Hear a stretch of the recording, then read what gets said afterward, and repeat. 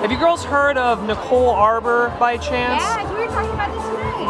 Oh, yeah. Girls getting in hot water for her most recent vid. We saw that. You know, nobody got mad about the Instagram. I know. What did you girls think about that?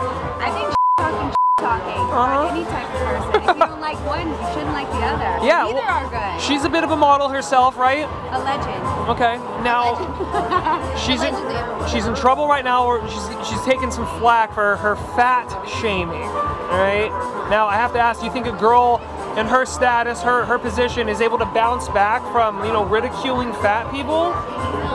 I think now everything is so sensitive with like race, religion, sexual preference, and stuff like that. It's just like you shouldn't talk like that about people. You should never talk for a living.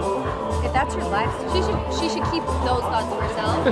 write a joke book. Be a little bit nicer. So when it comes to like good press or any press is good press, not in this situation, huh? I don't think so. I don't think it's a good look, you know? No, bullies are ugly. So that's right. Bullies are fun. Internet bullies are the new bullies, and no one takes kindly to an internet bully.